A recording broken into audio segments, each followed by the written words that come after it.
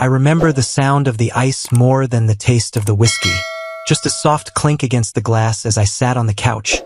TV off. Half-finished drinks sweating on the coffee table, while I pretended to scroll through emails I'd already read twice. I'm not the jealous type. 32, architect. I live in blueprints and elevations, not drama. For 7 years, Amanda and I were the stable couple in every room we walked into. At least that's what I believed right up until about 3 weeks ago. That's when the glitches started. Her phone, which used to lie face up everywhere, suddenly needed a 6-digit code for work security. Texts she'd smile at and then flip the screen over when I walked past. Late client meetings with a digital marketing team that apparently did all its best thinking after 9 p.m. credit card charges at restaurants we'd never been to together, lingerie from stores I'd never heard of, and Uber receipts that didn't match the stories. I tried to file it all under stress and coincidence. That's what you do when you trust someone. You bend reality as far as you can before it snaps. 2 days ago, it finally snapped. I called a family attorney. Then I called a private investigator, Mark Daniels. Quiet guy, straight to the point. I gave him Amanda's schedule, her car, the usual spots. I told him I hoped he'd find nothing. I didn't believe it when I said it. Tonight, she stepped out of our bedroom in a tight red dress I'd never seen before. Not date night nice. Different. Shorter, sharper. Hair fully done like she was heading to a photo shoot. Makeup heavier than she'd worn even at our friends' weddings. And the perfume, stronger, sweeter, expensive. I know what I buy. This wasn't mine. She walked into the living room scrolling her phone, not even looking up at first. I'm going out tonight, okay? She said, like she was asking if I could pass the remote. Something in me went completely still. No shouting, no shaking hands. Just this weird cold clarity sliding into place. Like when a building model finally locks on the foundation and you know it's not moving. I set my phone down, stood up, and looked at her. If you walk out that door, I said, voice steady, we're done. No discussion later. No working it out. You leave like that, the marriage is over. She blinked, then laughed. Actually, I laughed. Ryan, don't be dramatic, she said, rolling her eyes. It's just a night out. I need to blow off some steam. You're being weird lately. 7 years together, and that's what my line in the sand got. An eye roll and a throwaway line. I held her gaze. I'm not being dramatic. I'm telling you exactly what this is. She shook her head, grabbed her clutch, and brushed past me. I didn't move. The front door opened, the scent of that perfume filling the entryway for a second. Then the door clicked shut. A few moments later, her engine turned over, tires on the concrete, fading down the street. I stood there until the sound was gone. Then I picked up my phone, scrolled to Mark's number, and hit the phone. He answered on the second ring. Daniels. It's Ryan Bennett, I said. My voice still sounded calm, like I was talking about a construction delay. She just left. Tight red dress, heavy makeup. I want everything documented tonight. Everywhere she goes, everyone she's with, everything. Got it, he said. I'm on her. Good, I replied. Because when she comes back, this won't be about suspicion anymore. I'm done guessing. I hung up, set the phone back on the table, and finally took the last sip of my warm whiskey. The line was drawn. She'd already crossed it. People think affairs show up like a car crash. Loud, obvious, impossible to miss. That's not how it went for me. Mine came in glitches. First, it was her phone. Amanda used to leave it everywhere, kitchen counter, nightstand, couch armrest, with messages lighting up for both of us to see. Then one day, I walked into the bedroom and watched her thumb fly across the screen, then flip it face down like it burned her hand. New security policy at work, she said when I asked about the new passcode. Client data and all that. Reasonable. I design buildings around security protocols. I let it pass. Then came the late calls. She started stepping into the hallway after 10 p.m. Voice low. Yeah, totally, we can push the campaign. And, I'll send the deck first thing. I'd be in bed listening to the same 3 phrases over and over, like she was acting out a script. When I asked who was calling that late, she shrugged. Clients, babe. You said you wanted me to grow my accounts. Again, reasonable if you want it to be. I live in detail. My firm survives because I see the tiny things that sink projects if you ignore them. So when I saw a receipt from a new steakhouse downtown in the shared email, from our joint card, I noticed. For digit bill.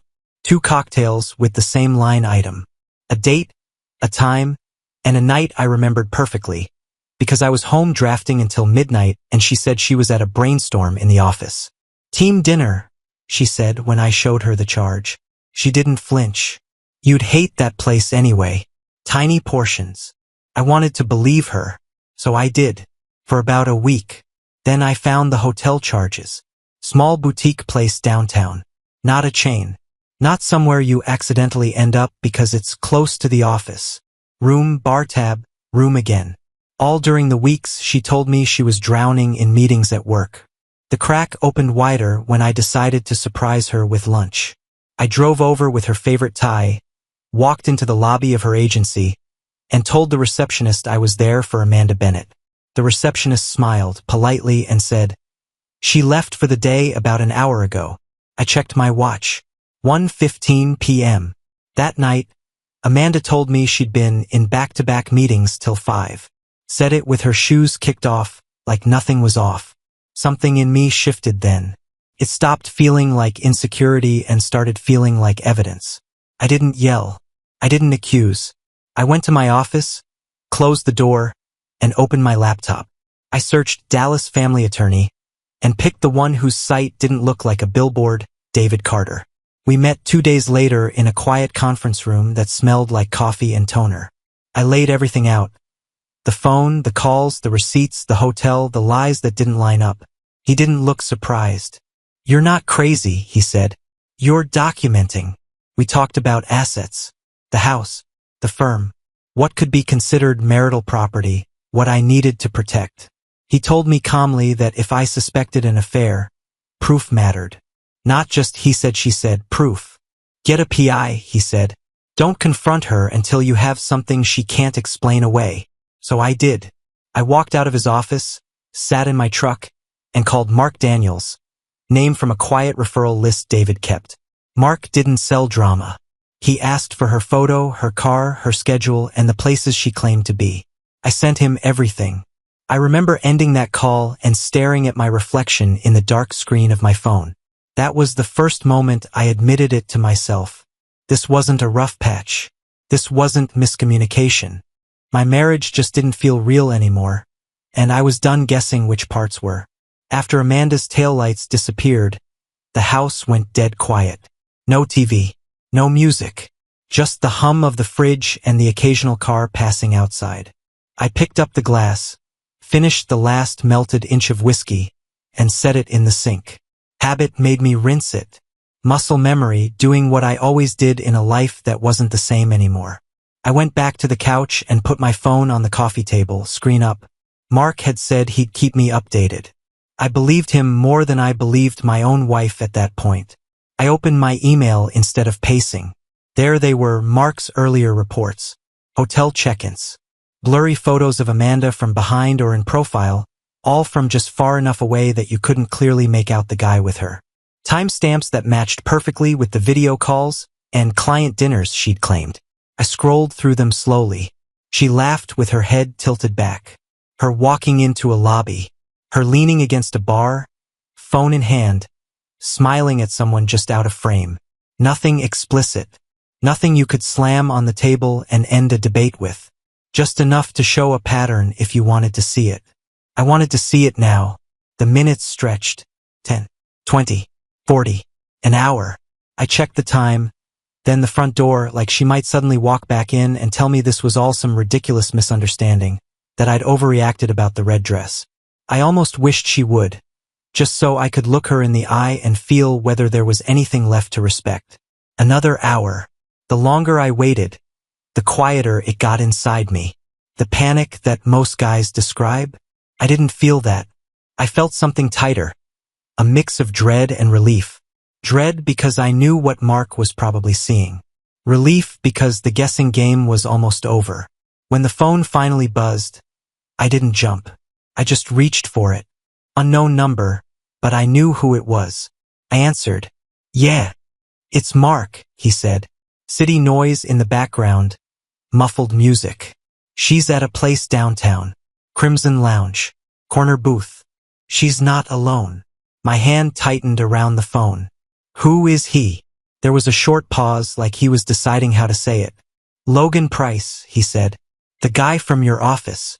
You two came out of a meeting together last week. Same guy. They're close. Hands on her. Kissing. No doubt what this is. Logan. My junior partner.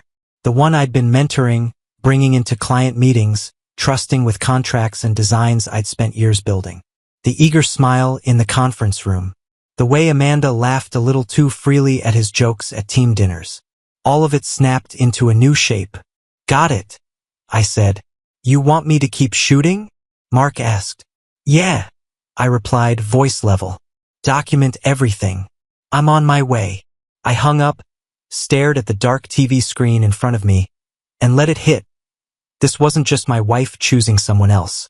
This was betrayal sitting at my table at work, smiling across blueprints I'd drawn. I picked up my keys and my phone. If my marriage was going to end, I was going to watch it die with my own eyes. I didn't rush. I walked back to the kitchen, set my phone on the counter, and took a slow breath. Anger was there, sure, but under it was something cleaner: decision. This wasn't going to be me storming in like some drunk in a reality show. This was going to be the end of a contract with witnesses. I picked the phone back up and called David Carter. He answered like he was expecting bad news. "Ryan, she's at the Crimson Lounge downtown," I said. "With Logan. My PI's there. I want you there too, with a separation agreement. And I want this documented." He didn't waste time on sympathy. "Okay, text me the address. Meet you out front at 20. I grabbed the folder he'd given me from our first meeting, the one with notes on assets, accounts, and a draft outline of terms. It had felt theoretical when he handed it to me. It didn't anymore. The drive across Dallas at night felt like moving through a tunnel. Street lights, brake lights, empty intersections.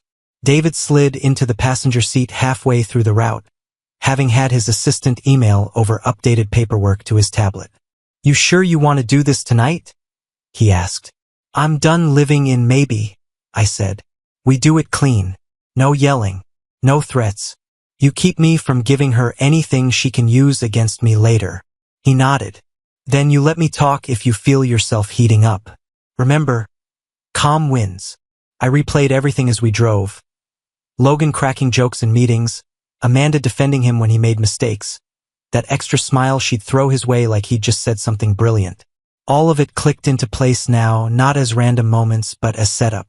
We pulled up near the Crimson Lounge, all red neon and smoked glass. Mark was leaning against his car across the street, camera hanging from a strap around his neck, expression neutral. He walked up as we got out. "They're still inside," he said. "Corner booth in the back. They're not hiding anything." He flipped his camera around and scrolled through the last few shots on the digital display. There she was, Amanda in the red dress, head thrown back laughing. Logan's hand on her waist. His mouth is close to her ear. Champagne on the table, her fingers on his wrist like it was the most natural thing in the world. No blurry maybe. No, you're misreading that. Reality. Clear, framed, time-stamped. I felt my jaw tighten, then relax. "Good," I said quietly. "That's enough." Before we moved, David put a hand on my arm. "Last reminder," he said. "No touching, no threats, no raised voice if you can help it. You're there to state facts and walk. Let the evidence talk." I looked past him at the dark glass of the lounge, my reflection faint over the red glow. "I'm not here to fight," I said. "I'm here to end it." Crimson Lounge was dim and loud in all the usual ways.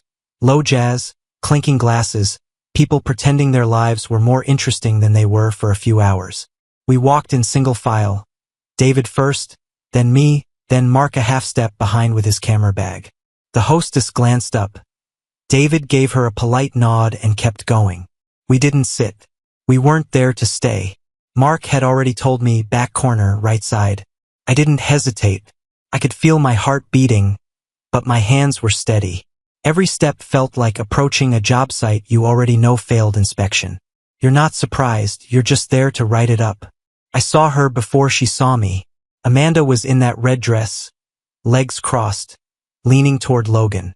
His arm rested along the back of the booth, fingers just brushing her shoulder. There were 2 champagne flutes on the table, one half empty, one in her hand.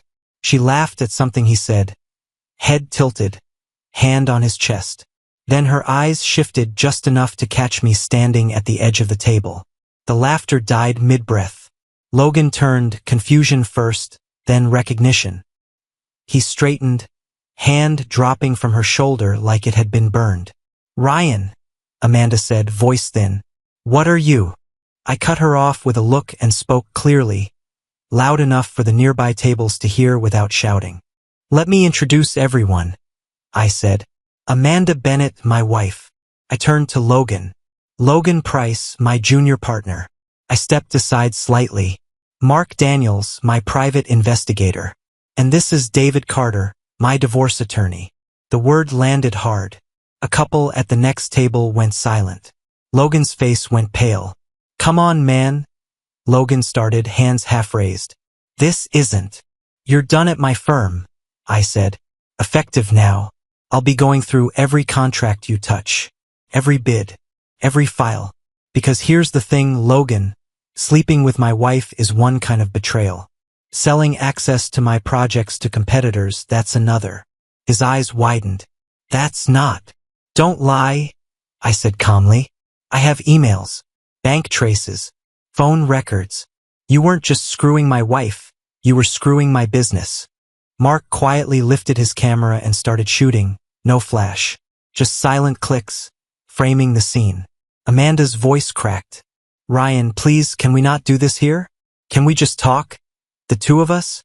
David slid a folder onto the table, papers clipped, pen attached. "These are separation documents," he said evenly.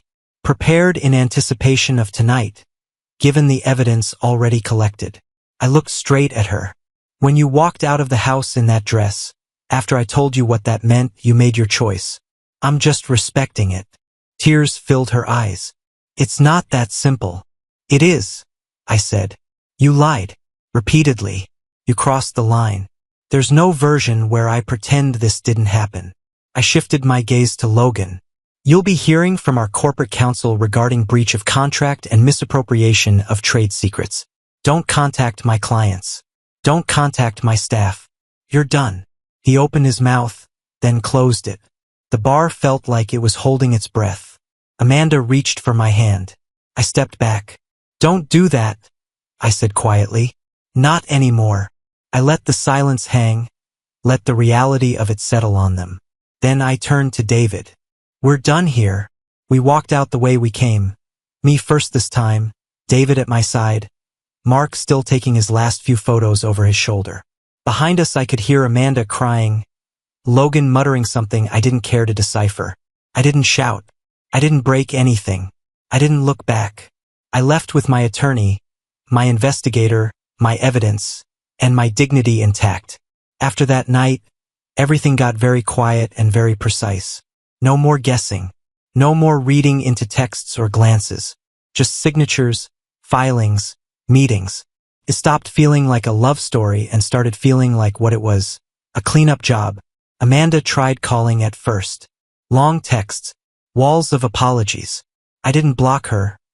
I just forwarded everything to David. Emotion was her arena. Paperwork is mine now. The evidence was stacked, organized, and time-stamped. Hotel receipts, photos, messages Mark pulled from backup data. She knew it. Her attorney knew it. There was no angle where she came out looking like anything but what she was. A cheating spouse who helped a guy siphon off my time, my trust, and my resources. Under that pressure, she folded fast. David walked me through every meeting like it was another project review. We weren't cruel, just firm. Assets divided according to his plan, not her guilt. The hotel rooms, dinners, gifts for Logan, those came out of her share. Money she diverted from our joint accounts for her little double life got accounted for and pulled back. She signed the separation agreement. Then the divorce papers. No big courtroom drama, no last-minute speeches. Just ink on paper. Chapter closed. On the professional side, things got colder. Logan's betrayal went deeper than the affair. David and a corporate attorney dug in emails, call logs, side payments. Turned out he'd been feeding information to a competing firm for extra cash. Draft concepts. Bid numbers. Enough for them to undercut us, just enough to hurt. We filed suit. Breach of contract, misappropriation of trade secrets. The Architects Association opened an ethics investigation once the complaint hit. His shiny, promising career label started peeling off in chunks. Amanda didn't skate clean either. Word gets around. The agency she worked for decided not to renew her contract. Officially, it was restructuring. Unofficially, nobody wants their clients' data anywhere near someone tied to a trade secrets mess. Mutual friends made their choices. Some went quiet. Some texted me privately.